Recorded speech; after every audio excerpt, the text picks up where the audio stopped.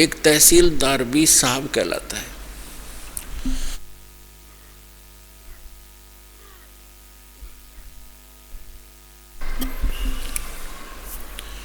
एक तहसीलदार भी साहब कहलाता है, एसडीएम भी साहब कहलाता है। डिप्टी कमिश्नर और कमिश्नर, मंत्री, मुख्यमंत्री, प्रधानमंत्री, ये जितने हैं सभी साहब कहलाते हैं। लेकिन प्रत्येक साहब की शक्ति में, क्षमता में, सामर्थ्य में अंतर है। और ये हैं सभी साहब,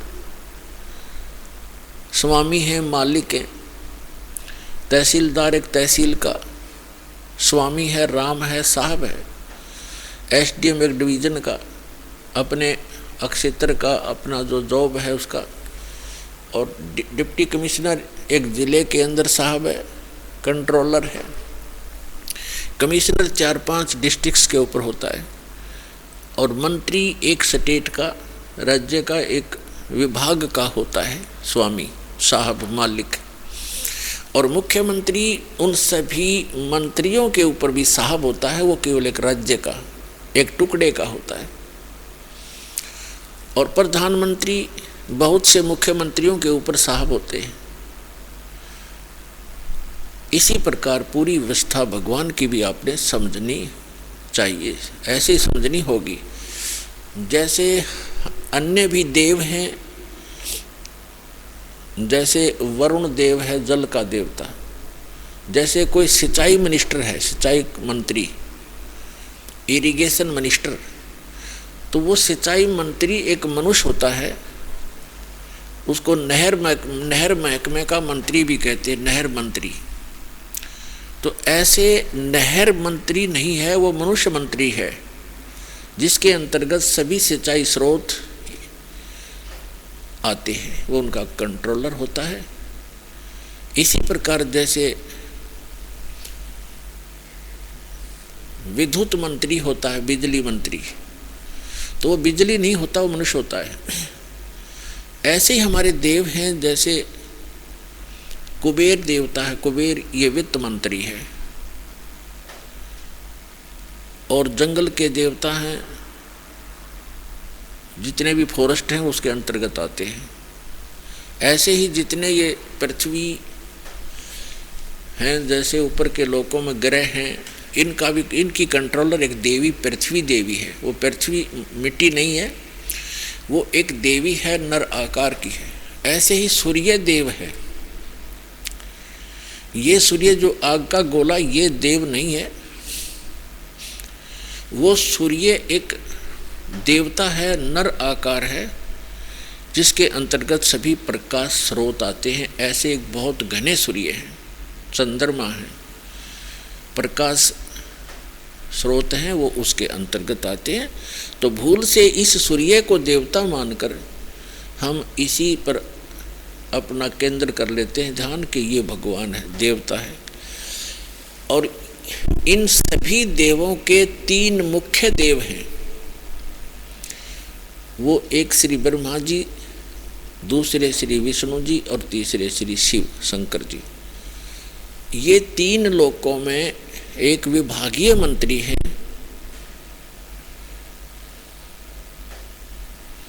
एक विभागीय मंत्री है। जैसे ब्रह्मा जी रजोगुण विभाग के मिनिस्टर हैं, साहब हैं, मालिक हैं, स्वामी हैं। भगवान विष्णु जी जो हैं, ये 3 लोकों के अंदर सतोगुण विभाग के मंत्री हैं। और भगवान शंकर तमोगुण विभाग के साहब हैं, राम हैं, मालिक हैं, देव हैं, स्वामी हैं। एक ब्रह्मांड के अंदर ये 14 लोक होते हैं। एक ब्रह्मांड के अंदर 14 लोक हैं। 88,000 खेड़े अलग से बने हुए हैं। सपतपुरी है, ब्रह्मलोक, ऊपर एक गुप्त लोक है, ब्रह्मलोक के ऊपर एक और लोक है।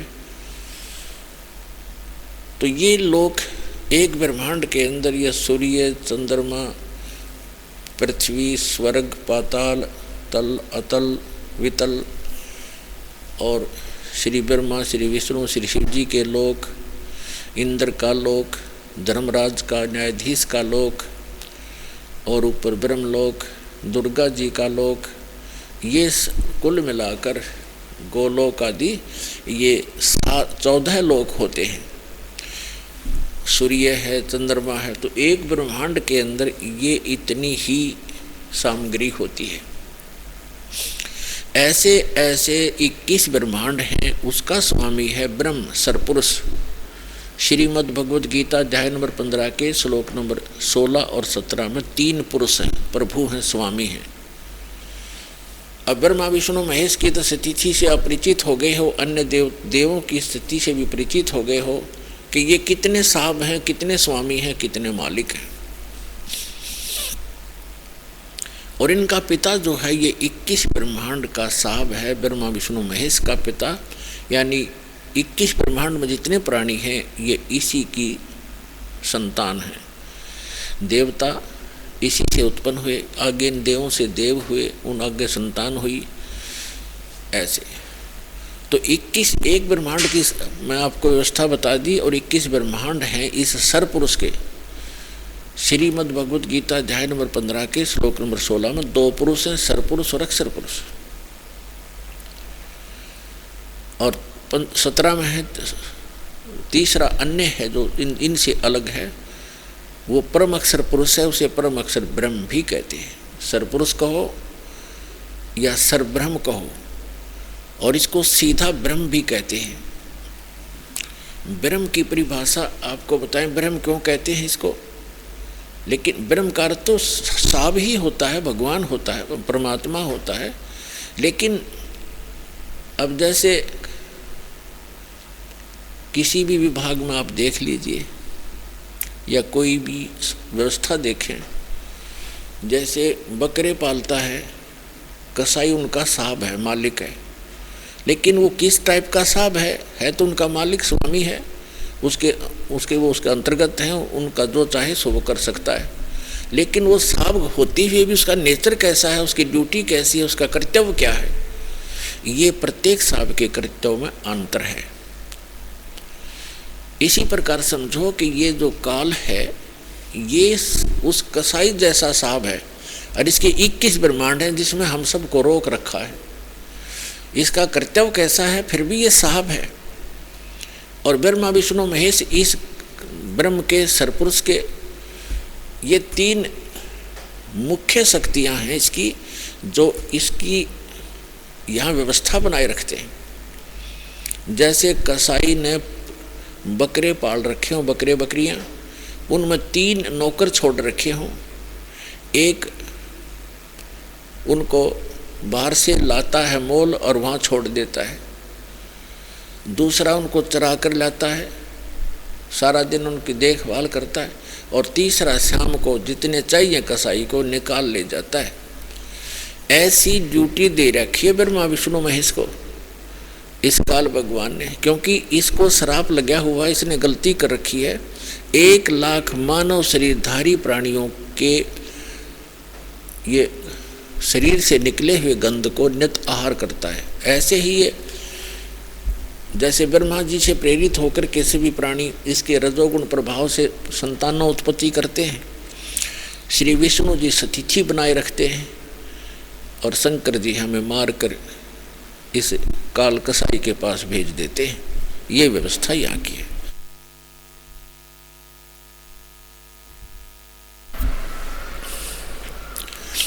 और फिर भी ये स्वामी है, साहब है, ब्रह्म है, मालिक कहलाता है। अब जैसे हमने देखा, जैसे कोई जैसे एसपी ऑफिस में जो भी स्टाफ काम करता है, तो उनके लिए वो बार बार ये नहीं कहते कि एसपी साहब ने ऐसे बोला है। उसके जो हेड क्लर्क, अन्य जितने भी क्लर्क या कोई और जो कर्मचारी होते हैं, एक दूसरे से कहते हैं कि साहब ने ऐसे बोला है।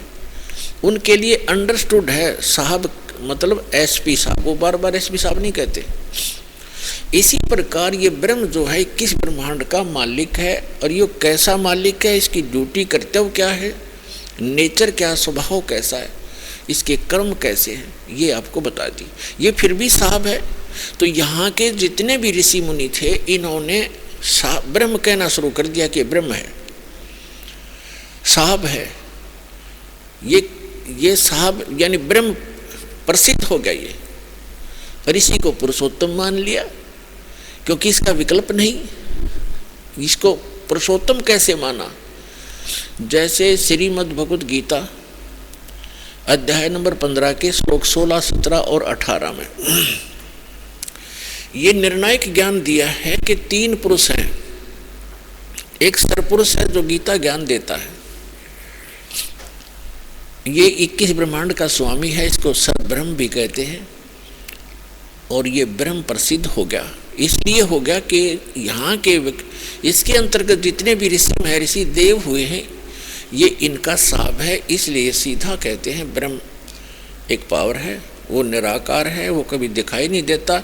इसने प्रतिज्ञा कर रखी है कि मैं कभी किसी के सामने नहीं आऊँगा, किसी भी साधना से मेरा दर्शन नहीं हो सकता, ऐसी इसने प्रतिज्ञा कर रखी है। और गीता अध्याय नंबर 7 के श्लोक नंबर 24 और 25 में स्वयं भी स्वीकार करता है। श्री कृष्ण जी में प्रवेश करके बोल रहा है कि अर्जुन, मैं कृष्ण नहीं हूँ, ये बुद्धिहीन व्यक्ति अबुध है, मुझ अव्यक्तम को व्यक्तिम आपनम मनन्ते अबुधा। मुझ अव्यक्त को, अव्यक्त माने मैं गुप्त रहता हूँ, अपनी योग माया से छुपा रहता हूँ, मैं कभी किसी के समक्ष नहीं आता। ये मेरा अटल घटिया नियम है, अनुत्तम। और ये मुझे श्री कृष्ण मान रहे हैं व्यक्ति रूप माया, मैं कभी नहीं आता ऐसे, कभी के किसी के समक्ष नहीं होता। गीता अध्याय नंबर 11 के श्लोक नंबर 47 और 48 में कहता है कि अर्जुन, जो आपने ये मेरा रूप देखा विराट, ये है मेरा ओरिजिनल रूप, ये असली रूप मेरा ये है काल का।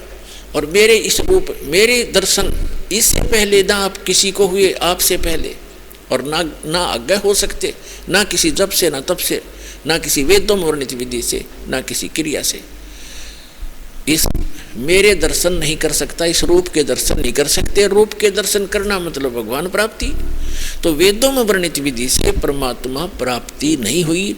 इन ऋषि महर्षियों ने झक मार लिए, समाधि लाला देख ली, और ओम का नाम इनका टॉप मोस्ट मंत्र है, फाइनल मंत्र है, इसका जाप करके देख लिया, ये वेदों में लिखा है। तो वेदों में वर्णित विधि से ये कहता मैं मिलूंगा ही नहीं किसी से। तो इन्होंने आप पर डिफाइन कर दिया, गॉड इज फॉर्मलेस, परमात्मा निराकार है। तो यहाँ जो प्रसंग चला है कि ये इसके अंतर्गत सभी के लिए साफ प्रसिद्ध हो गया, ब्रह्म हो गया, ब्रह्म है, सर्वशक्तिमान है। इस 21 ब्रह्मांड के लिए सर्वशक्तिमान है ही ये। गीता अध्याय नंबर 15 के श्लोक 16 में 2 पुरुष बताए, सरपुरुष और अक्षरपुरुष। सरपुरुष आपको बता दिया, ये सरब्रह्म कहो, ब्रह्म कहो, 21 ब्रह्मांड का स्वामी है, ये काल कहो, ज्योति निरंजन कहो, ब्रह्मा विष्णु महेश जी का पिता कहो। और 7 संग ब्रह्मांड का स्वामी है अक्षर पुरुष। एक ब्रह्मांड में जो आपको सामग्री बता दी, ये इतनी ही है सब प्रत्येक में। गीता अध्याय नंबर 15 के श्लोक नंबर 16 में 2 पुरुष बताए, सरपुरुष और अक्षर पुरुष। फिर बताया कि इन दोनों के अंतर्गत जितने भी प्राणी हैं वो सब नाशवान है, स्थूल शरीर उनके नाशवान है। जीवात्मा तो वैसे किसी की नहीं मरती, चाहे पशु है चाहे पक्षी है। तो ये स्वयं भी नाशवान है, दोनों सरपुरुष और अक्षर पुरुष। और इनके अंतर्गत जितने प्राणी हैं वो भी नाशवान है। अब गीता अध्याय नंबर 15 के श्लोक नंबर 17 में तुरंत कहा है कि उत्तम पुरुष है तू अन्य। पुरुषोत्तम पुरुष माने परमात्मा, उत्तम माने श्रेष्ठ। वो श्रेष्ठ परमात्मा तो इन दोनों से अन्य है, सरपुरुष और अक्षर पुरुष से, और वही परमात्मा कहा जाता है। परमात्मा, अब परमात्मा की डेफिनेशन आपको बताएंगे। वो परमात्मा कहा जाता है और वही तीनों लोकों में प्रवेश करके सबका धारण पोषण करता है। अब गीता अध्याय नंबर 8 के श्लोक नंबर 1 में अर्जुन ने पूछा कि हे भगवान, आपने 7वें अध्याय के 29वें श्लोक में जिस तत्परम के विषय में कहा है कि उस तत्परम को जानकर, सारे अध्यात्म ज्ञान को समझकर और सभी कर्मों से परिचित प्राणी केवल जरा और मरण से छूटने का, मोक्ष पाने का ही प्रयत्न करता है। यहाँ संसार की किसी वस्तु की डिमांड नहीं रखता, इच्छा नहीं रहती। तो किम तत्ब्रह्म, 8वें अध्याय के प्रथम मंत्र में अर्जुन ने पूछा गीता जी में कि किम तत्ब्रह्म, वो तत्ब्रह्म कौन है, क्या है। 8वें अध्याय के 3 श्लोक में गीता ज्ञानदाता ने कहा कि वो परम अक्षर ब्रह्म है, यानी गीता ज्ञानदाता से अन्य है वो। तो गीता अध्याय नंबर 15 के श्लोक नंबर 17 में उस परम अक्षर ब्रह्म के बारे में बताया कि उत्तम पुरुष तु अन्य परमात्मा इति उदाहरत ये लोकत्रयम् आविश्य विवृति अवैश्वर। गीता अध्याय नंबर 15 के श्लोक नंबर 18 में गीता ज्ञानदाता कहता है कि जितने प्राणी मेरे अंतर्गत हैं 21 ब्रह्मांड में, उनसे मैं श्रेष्ठ हूँ, उनसे तगड़ा हूँ, उनसे शक्तिशाली हूँ। इसलिए मैं लोक और वेद में, लोक इस 21 ब्रह्मांड का भी एक लोक कहलाता है। जैसे एक राज्य है, स्टेट, और पूरा भारत में 30 लगभग 29-32 राज्य हैं, ये सारा मिलाकर भी देश है। तो ये क्या कहता है कि मेरे 21 ब्रह्मांड में जितने भी प्राणी हैं यो मेरा लोक है। और वेद के जानने वालों ने ब्रह्म और वेद ओम नाम का जाप फाइनल मान रखा।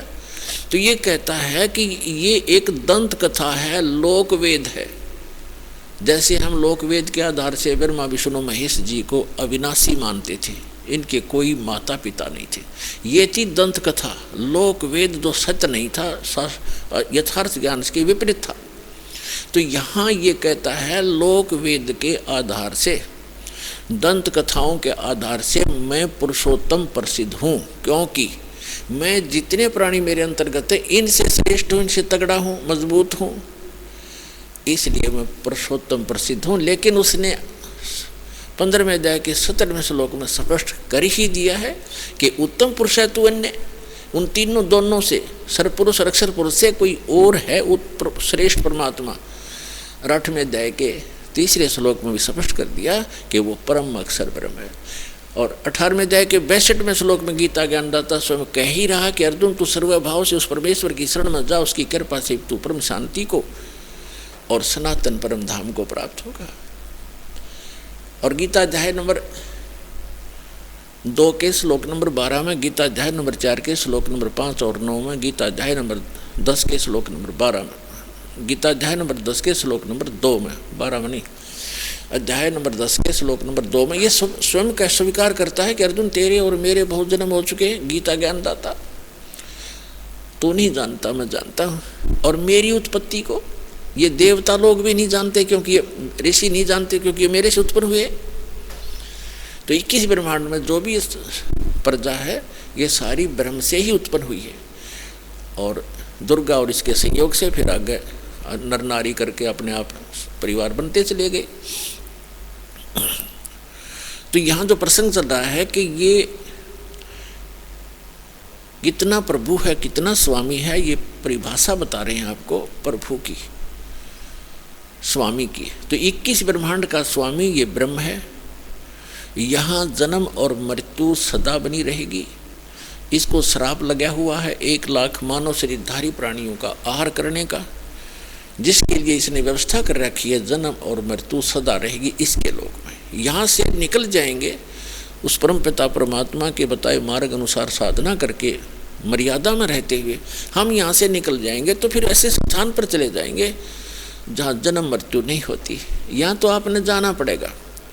आप चाहे अपने आप को कितना ही व्यवस्थित मान रहे हो और कितना सुख मान रहे हो बेटे और बेटियों का, कार और कोठियों का, ये आपकी नहीं है। आपका कब समझ में आवेगी ये तो आपकी भक्ति और आपकी आस्था पर निर्भर करता है। ये स्थान आपका नहीं है। आज याद कर लो, और चाहे फिर जिस दिन वो टाइम आओगा आपका जाने का फिर याद कर लियो। उस समय कुछ नहीं बनेगा। जिस समय आप जाने के समय याद करोगे सचमुच ठीक कहा करते, आज तो कुछ भी नहीं अपना, लेकिन उस समय कुछ नहीं बन पाएगा। इसको पहले ही याद रखना पड़ेगा। और ये सच्चाई है। सत्य को स्वीकार करने में हानि नहीं होती, लाभ ही होता है। तो हमको फिर अब ये और विकल्प पता लग गया कि पहले तो पता नहीं था, हम फिर मरे, सभी मर रहे हैं, मर गए भाई, ठीक है जो होगा देखी जाएगी, कोई विकल्प नहीं था। अब विकल्प है कि यहाँ से जाने के बाद इस साधना को करके आप कभी भी प्राण त्याग दो, सीधे वहाँ जाओगे अपने मालिक के पास, और वहाँ जाने के बाद सुख है। यहाँ तो चाहे 100 वर्ष जी लो फिर भी सुख नहीं, लाख लाख वर्ष की आयु आपने प्राप्त कर ली और जीवन की इच्छा फिर भी समाप्त नहीं हुई।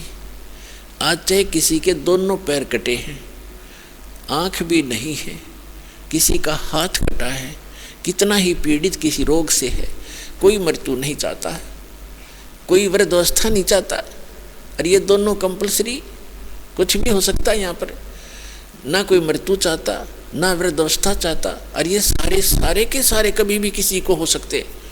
तो ऐसे लोक में और आप जी कितने निश्चिंत हुए बैठे हो। तो 2 प्रकार के सतिथि होती है, एक तो जिसने नशा कर रखा हो, या दूसरा कति बालक हो जिसको पता ही नहीं तो जो क्रियाएं कर रहा है इसकी हानि कितनी होगी, लाभ कितना होगा। तो आप जिसने नशा कर रखा है वो विज्ञान से उतर जाएगा, और ज्ञान से वो बालक बुद्धि समाप्त होगी। हम किस आस्था पर जी रहे हैं, किस उद्देश्य को लेकर जी रहे हैं। कोठी बना लूँ, कार बना लूँ, बैंक बैलेंस बना दूँ, 4 प्लाट खरीद लूँ, कल मृत्यु हो जाए, प्लाट ने सिर में मार लेना, परसों कुत्ता बना फिरेगा वहीं धूम लगवा के। तो ये बातें परमात्मा कहते हैं याद रखने की है, ये बातें कहन सुन की नहीं, ये कर पाड़न की है। अब जो प्रसंग चल रहा है कि हम फिर क्यों ना उस लोक का पता लग गया, वहाँ जाने की विधि का पता लग गया, और यहाँ रहेंगे तब तक भी हम सुखी रहेंगे, और जब यहाँ से जाएंगे 1 सेकंड में निकल जाएंगे यहाँ से, कोई सोच भी नहीं सकेगा कहाँ गए।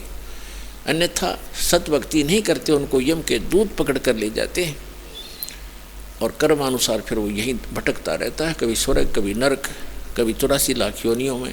शुभ कर लिए, अच्छे कर्म कर गया, कोई तपस्याएं कर ली तो राजा बन गया, राजा बनकर सारे कर्म फोड़े, शिकार खेले, बुरे करे, सारी शराब स्वरूप पीवे, प्रजा को दुखी करे, अपने स्वार्थवश पता नहीं कितने नाश सेनाएं मरवा देता है, फिर वो गधा बनता है, धक्के खाता फिरता है।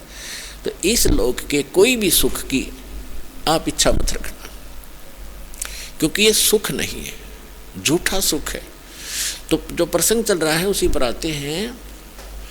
अब 21 ब्रह्मांड का स्वामी है ये ब्रह्म, और गीता अध्याय नंबर 15 के श्लोक नंबर 18 में कई भक्त कहते हैं, हमारे भक्तों को कुछ कहते हैं दो बाहर के व्यक्ति के, तुम्हारे गुरुजी 15वें अध्याय के 18वें श्लोक के बारे में क्यों ना बोलते। उसमें खुद कहता है ये कि मैं पुरुषोत्तम हूँ, लोक और वेद में मैं पुरुषोत्तम हूँ, सबसे उत्तम श्रेष्ठ हूँ। अब ये उसका डिफाइन आपको कर दिया, ये कैसे पुरुषोत्तम कहता अपने आप को। अब जो अक्षर पुरुष है ये 7 शंख ब्रह्मांड का स्वामी है। 7 शंख माने नील, पद्म, शंख, जैसे गणित की ये गिनती है, लाख, 10 लाख, करोड़, 10 करोड़, अरब खरब, ऐसे फिर नील, पद्म, तो शंख ये लास्ट अंतिम गिनती है अपने भारतवर्ष की जो देवनागरी के अंदर। तो उसके 7 शंख ब्रह्मांड का वो स्वामी है, 7 शंख। और कितने ब्रह्मांड हैं? असंख्य। हमारे लिए अनगिन, लेकिन परमात्मा के लिए तो वो काउंटेबल है ही है, उसको तो सब पता है। तो ऐसे ऐसे ना जाने कितने ब्रह्मांड हैं, उन सब का मालिक है वो परम अक्षर ब्रह्म, और वो रहता है ऊपर सतलोक के अंदर शाश्वत स्थान में, और हम सभी और आप भी वहीं रहा करते थे। आप जी यहाँ आ गए अपने बालक बुद्धि से गलती करके, जितने भी चींटी से लेकर हाथी तक, रंग से लेकर राजा तक, देवता ब्रह्मा विष्णु महेश तक, दुर्गा और इस ज्योत निरंजन तक, हम सभी वहाँ रहा करते थे, सतलोक में रहा करते थे। आपके सभी मकान वहाँ खाली पड़े, महल। आपने यहाँ तो आप प्रत्येक प्राणी चाहता है कि बड़ी कोठी हो, जिसको भी जरा सी कोई पोस्ट मिल जाती है, या जिसके पास कोई पैसे अपने पेट के निर्वाह से ज़्यादा हो जाते हैं तो उसकी वृत्ति क्या होती है, बढ़िया कोठी बनाऊं, चारों तरफ पार्क हो, आगे बाग बगीचे हों, उसमें झरने बह रहे हों, झूले डाल रखे हों। आपने देखा ये नकली सुख यहाँ ट्राई करते हैं बनाने की, कोई छोटा मोटा अच्छी पोस्ट हो उसके कोठी में, कि तो झूला लग रहा है, कि तो छोटे मोटे फुहारे लग रहे हैं, कोई पार्क बना रखा है। तो ये तो है नकली अस्थाई, कल मृत्यु हो जाए ये साथ नहीं चलेंगे। और सतलोक के अंदर बहुत लंबे चौड़े आपके प्रत्येक का अलग अलग दूर दूर स्थान है, अलग अलग बाग बगीचे हैं, हर तरफ सदा बाहर उसमें फल लगे रहते हैं, फुहारे छूट रहे होते हैं, हीरे पन्ने लालों के तो वहाँ पर पहाड़ हैं, जैसे यहाँ पत्थर के पहाड़ हैं। तो ऐसे लोग को छोड़कर हम यहाँ आगे एक हीरा मिल जाए किसी ने, ओहो छुपाए फिरे नो का बहुत बड़ी चीज़ मिल गई, और वहाँ ठोकरों में पड़े हैं ये हीरे आपके। तो कहने का भाव ये है कि हम उस सुखमय स्थल को छोड़कर अपनी बालक बुद्धि से गलती से यहाँ फंस गए, और यहाँ से निकालने का तरीका केवल वो समर्थ ही बताता है। ये काल भगवान हमें इस ज्ञान का पता नहीं लगने देता। परमेश्वर ने जब हम गलती करके आए थे उसी समय, कुछ समय के उपरांत ये पूरा ज्ञान सूक्ष्म वेद इंक्लूडिंग चारों वेद, ये सारा ज्ञान भेज दिया था, फिक्स कर दिया था इस काल यानी सर्वपुरुष ज्योत स्वरूपी निरंजन के अंतःकरण में। और इसने जब अपने आप, जैसे किसी को उल्टी गिरती है उसके बस की बात नहीं रोक ले, जैसे छींक आती है तो छींकों को रोक नहीं सकता कोई, तो इसी प्रकार परमात्मा ने ऐसी व्यवस्था करके इसके शरीर में भेज दिया। कुछ समय के बाद इसने ऐसे छींक आई और एकदम ये चारों वेद बाहर आ गए, समुद्र के ऊपर गिर गए, एक सुंदर सुसज्जित ट्रे के ऊपर। इसने ये चारों वेद उठाए, ये कम एक ही वेद था ये, इसने उसको पढ़ा, फिर इसने देखा कि इसके अंदर उस परमात्मा की पूरी जानकारी है, उस सतलोक की जानकारी है, वहाँ की व्यवस्था की जानकारी है, और मेरे अंतर्गत जितने प्राणी हैं इनको वो पता लग गया थे, सब भाग जाएंगे। और तेरे को श्राप लगा, इसको श्राप लगा है इसकी गलती से 1,00,000 मानव शरीरधारी प्राणियों का नियत आहार करने का। तो इसको इस उद्देश्य से इसने उस सूक्ष्म वेद का वो पार्ट, वो अंग उसको निकाल दिया उसमें से, जिसमें उस लोक की जानकारी और उस भक्ति की विधि थी, वो थी भले ही कोड वर्ड्स में। तो इसने वो बिल्कुल जानकारी समाप्त कर दी, और वो वेद रख जरूर दिए क्योंकि यहाँ के इसको भी चाहिए थे, इसके ऋषि मुनियों को इसमें जख मारने के लिए वो रख दिए, जिसमें कोई मोक्ष मार्ग नहीं है, ज्ञान अवश्य है इन चारों वेदों में। और मंत्र अपने अपने सत्र का छोड़ दिया, ओम मंत्र छोड़ दिया, बाकी खत्म कर दिया। तो जिस कारण से इस कंप्लीट स्पिरिचुअल नॉलेज को यानी सारे अध्यात्म ज्ञान को और कंप्लीट मेथड ऑफ वर्शिप को, वे ऑफ वर्शिप को, कंप्लीट कोर्स, पूर्ण ये मोक्ष भक्ति मोक्ष मार्ग को, मोक्ष विधि को और संपूर्ण कर्मों की जानकारी देने के लिए, इन सब को बताने के लिए वो परमेश्वर स्वयं आता उस अक्षति को पूर्ति करने के लिए। और जो आज हम सत्संग सुन रहे हैं ये उसी उपलक्ष्य में है कि वो परमात्मा आज से लगभग 600 वर्ष पूर्व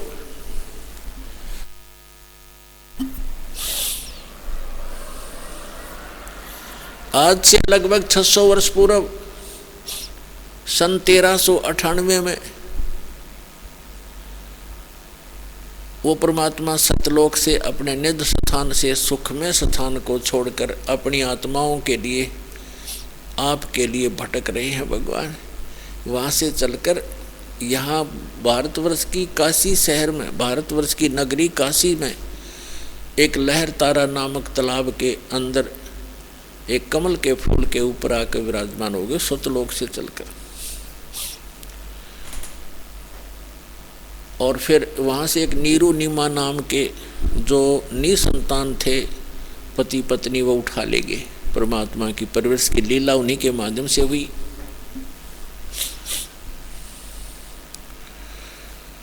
और वो जुलाहे थे, कर्म से जुलाहे थे, जिस कारण से परमात्मा भी जुलाहा कहलाए। वो भी वही कर्म करते थे, क्योंकि परमात्मा जैसे बहुत बार दास बताता रहा है कि परमात्मा हमारी 3 स्थिति में हम सबकी केयर टेक करता है, देखभाल करता है। एक स्थिति में तो परमात्मा सतलोक में एक बहुत बड़े गुम्बज के अंदर मंदिर नुमा एक बहुत बड़ा गुम्बज है, उसके मध्य में एक सिंहासन पर विराजमान है, तख्त पर